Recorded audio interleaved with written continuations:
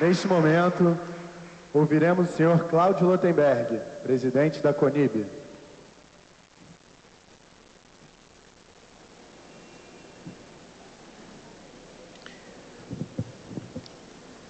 Presidente Luiz Inácio Lula da Silva, senhora Marisa, governadores Sérgio Cabral, Jacques Wagner, ministro Paulo Vanucchi, senhores secretários de Estado, senhores parlamentares, embaixadora Cipora Rimon, embaixador Clifford Sobel, presidente da nossa federação, a quem cumprimento por esse evento, senhor Sérgio Nisquet, ex-presidentes da Federação Israelita do Estado do Rio de Janeiro, senhor Nasser, ex-presidente da nossa CONIB, autoridades religiosas e rabínicas em particularmente querida Clara Ante, Israel Clabin, minhas senhoras e meus senhores.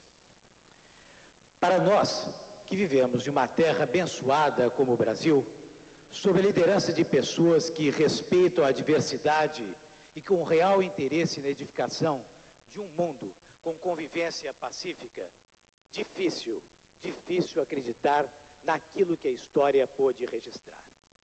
Na tentativa de aniquilar uma população indefesa, com o objetivo de matar o maior número de judeus, se não todos na Europa e outros continentes, ou seja, o Holocausto, iniciou-se na semana de 1941, horas após a invasão alemã na extinta União Soviética.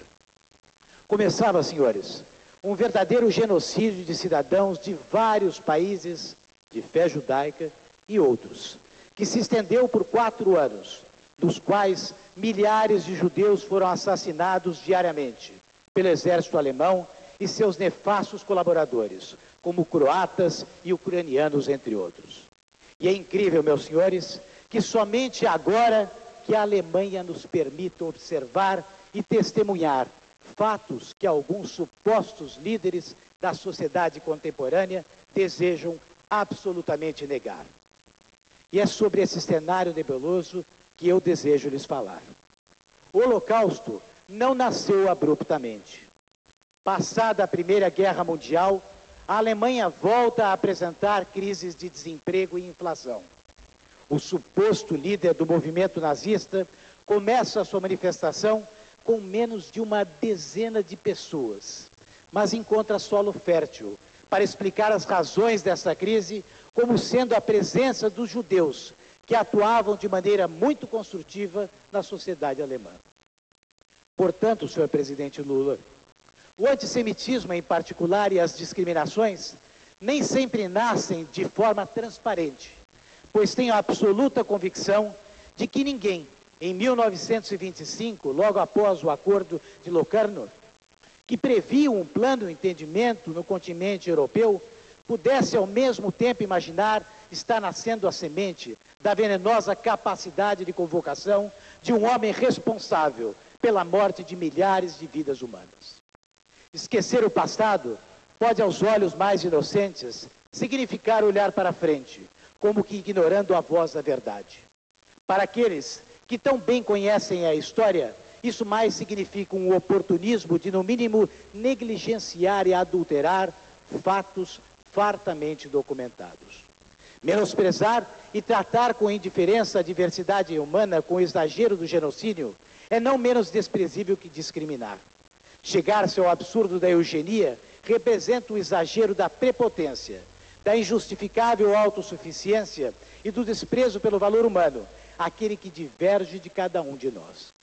O cenário maniqueísta, desenhado pelos oportunistas de plantão, predispõe a situações que, em mãos de extremistas fanáticos, podem ainda hoje causar danos irreparáveis à história da humanidade. Aqueles que desejam enterrar o passado, desprezando o seu conhecimento, são justamente os maiores interessados em fazer com que a história se repita. Nós, que neste país vivemos à luz da justiça, da solidariedade e do respeito, não podemos aceitar que a visão de alguns mal intencionados se aproprie da história, ignorando-a como sentido único de obter licença para repetir atos cruéis do passado. Os judeus que aqui se estabeleceram alcançaram viver e encontraram refúgio seguro, recompuseram suas vidas, educaram seus filhos, prosperaram-se e participaram da construção deste país. Duro lembrar do Holocausto, porém muito mais duro é pensar que ao esquecê-lo, estamos abrindo um espaço para que ele, de forma silenciosa e traiçoeira, inspire alguns a repeti-lo, violando todos os princípios da ética humana. Senhor presidente Lula, o senhor dá sistematicamente sinais de respeito à diversidade humana, perseguindo a justiça social e com nossa participação, inclusive em iniciativas como o Itinga. O judaísmo, presidente, diz que qualquer solicitação que nos é feita, ela pode ser questionada. A única solicitação que jamais pode ser questionada, presidente, segundo esse mesmo judaísmo, é a solicitação da fome. Uma pessoa que nos pede um prato de comida chega a tal ponto da condição humana que não nos é dado o direito de questionar aquilo que ela nos solicita. Há alguns anos acompanho os seus passos. Lembro-me bem, perguntaram há pouco, que eu o conheci em Israel. O senhor, líder trabalhista, e eu, um médico recém-formado. O senhor, presidente, tem mente aberta. O senhor revê posições. O senhor está sempre aberto ao diálogo. Comparece aos eventos do Holocausto. Abre espaços justamente para a cúpula árabe. E, portanto, alguém transparente. Que orgulho, senhor presidente, eu poder hoje, em nome da comunidade judaica do Brasil, poder chamá-lo em público de amigo Lula. E com tanta sensibilidade, senhor presidente, de sua parte, embora tenha que hoje aqui repetir o que lhe foi dito no ano passado, sinceramente, não acredito que exista algo mais verdadeiro e sincero de amigo para amigo. Onde estava o senhor na Segunda Guerra Mundial? Onde estava o presidente Lula ou alguém como o senhor, com o seu perfil de luta e respeito a todos, que acredita na diversidade, que não admite injustiças e que busca a igualdade nas oportunidades? O senhor, presidente, o senhor não teria permitido que milhões de almas humanas tivessem sido assassinadas. O senhor não se aproveitaria, como vários fazem, para se promover internacionalmente, com ações questionáveis, mas de verdade iria fazer o que o senhor sempre fez, que é a busca permanente da conciliação. Nós, judeus, queremos reconhecer não só o presidente Lula, mas, acima de tudo, o ser humano que se envolve nas questões internacionais, para que este cenário de indiferença não se estabeleça e o mundo não se permaneça novamente calado.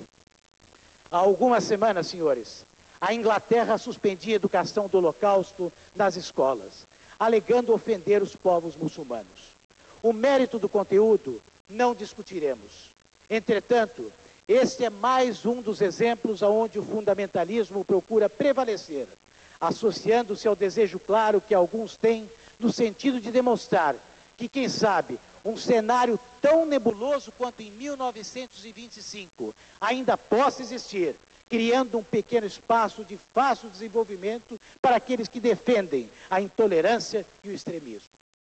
Quiséramos todos poder esquecer, mas infelizmente teremos sempre que lembrar.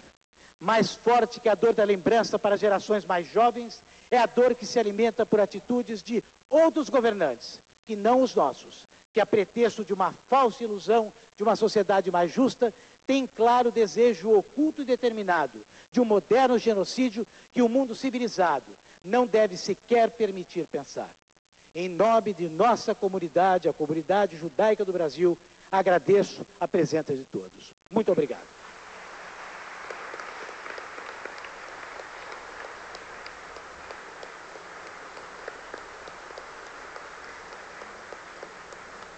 Fará uso da palavra o senhor Sérgio Nisquia, presidente da Fierj.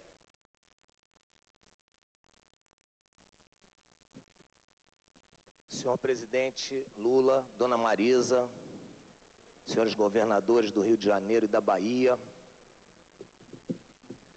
senhoras e senhores, este evento que se realiza aqui no Rio de Janeiro é um evento de toda a comunidade judaica do Brasil, aqui representada pelo nosso maior dirigente, Cláudio Lotenberg, e pelo presidente da Federação Israelita da Bahia, Izio Koves, por representantes da Federação Israelita de São Paulo, de Minas Gerais, e é um momento muito importante para todos nós.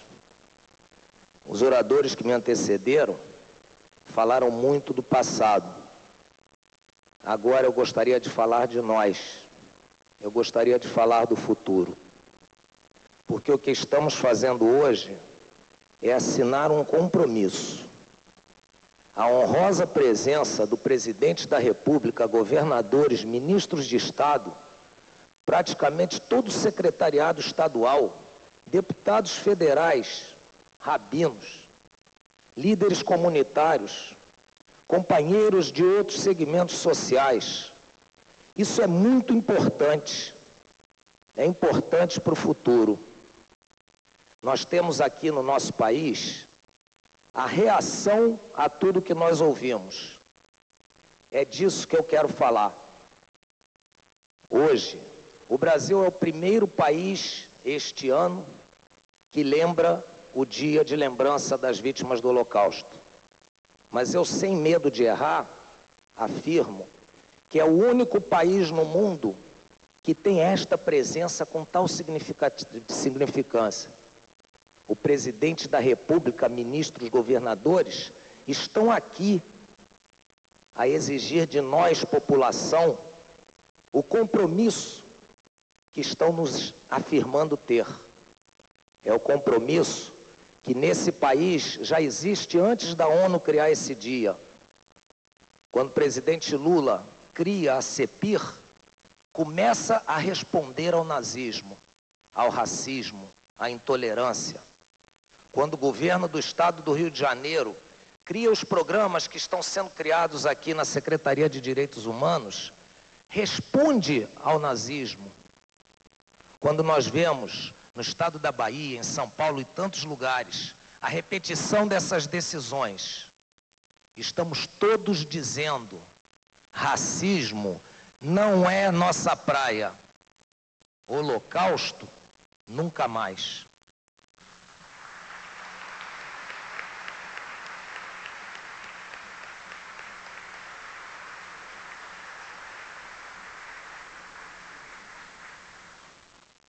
Ouviremos agora o pronunciamento do senhor Jacques Wagner, governador da Bahia.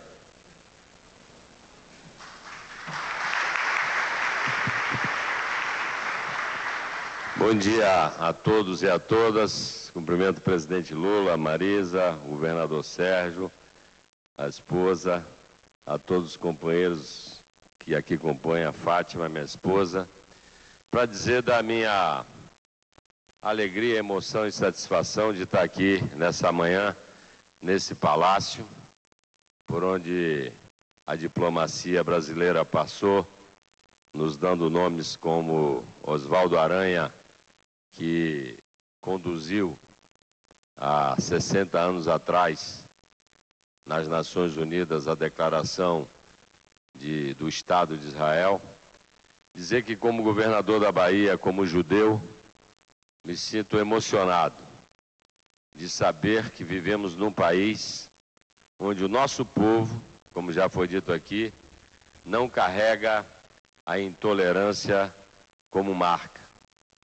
E me orgulhar de participar de um agrupamento político capitaneado pelo presidente da República, que nasceu na luta contra qualquer tipo de discriminação, inclusive a discriminação social.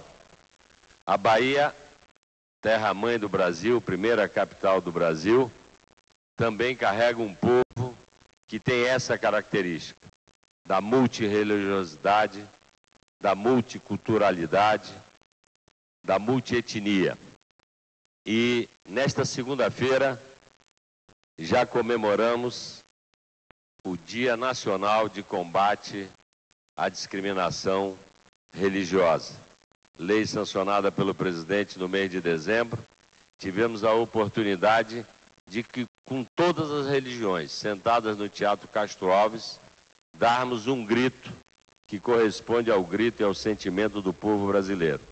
O grito de harmonia, de busca de uma sociedade brasileira e mundial, onde a convivência entre os diferentes represente a nossa riqueza. Por isso, quero parabenizar a Federação Israelita do Rio de Janeiro, a CONIB, a todos os organizadores e comungar das palavras que aqui foram ditas. Só morre quem é esquecido. E aqueles que morreram, os 6 milhões que morreram nos campos de concentração durante a Segunda Guerra Mundial, não podem morrer para nós, não podem ser esquecidos, para que nós não permitamos que outros episódios como aquele voltem a acontecer. Um abraço.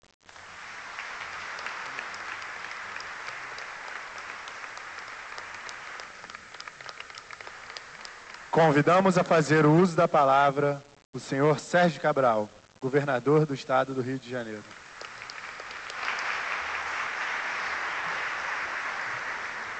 Senhor presidente Luiz Inácio Lula da Silva, dona Marisa Letícia, querido Jacques Wagner, governador da Bahia, querida Fátima, líderes da comunidade judaica, na pessoa do meu querido amigo Sérgio Nisquier, Adriana e eu estamos muito felizes de estarmos aqui, porque é um momento de civilidade da nação brasileira, com a presença do seu chefe de Estado, com a presença de tantos parlamentares ilustres, do Executivo, do Legislativo, do Judiciário, para um ato de rejeição, de condenação do povo brasileiro se associando à ONU no Dia Internacional de Lembrança das Vítimas do Holocausto. O Brasil, que agora, no mês de março, comemora os 200 anos da vinda da corte de Dom João e de sua família, não tem muito o que comemorar nos seus séculos passados, do ponto de vista do respeito à pessoa humana. O Brasil foi um dos últimos países a libertar os seus negros da escravidão. O Brasil só permitiu que o seu povo votasse pela primeira vez para presidente da República em 1946.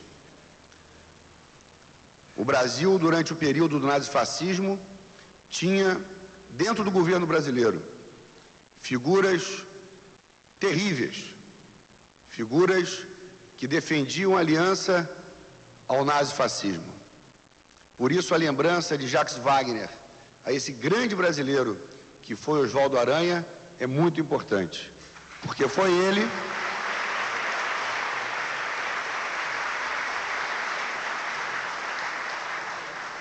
enquanto o governo Vargas tinha facínoras como Filinto Miller, tinha gente como Oswaldo Aranha lutando internamente no governo e com as forças sociais para que o Brasil se aliasse ao campo democrático do planeta.